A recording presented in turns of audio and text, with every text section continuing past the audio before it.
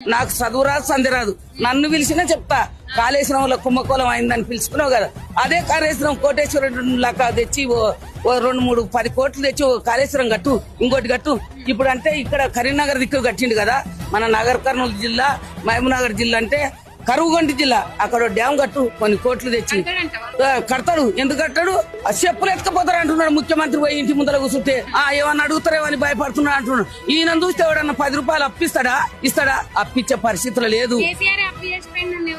అరే అప్పు చేస్తాడమ్మా, 10 మంది పిల్లలు ఉంటారు, ఉపవాసం ఎట్లుంచుతాడు? ఉపవాసం ఉంచాడు. 10 మంది పిల్లల గురించి ఓ సాగుకర్తానికి పోయి 10 రూపాయలు అప్పు తెస్తాడు, పిల్లలను అందరినీ బతికించుకుంటాడు.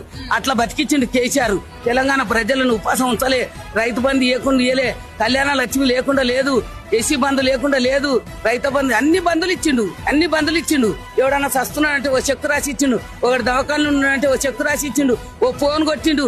నీవేముందా? ఏముంది? ఒక్క దవాఖాన మందులు కూడా గట్టలేదు. ఏం మంచిగా చేస్తుండు?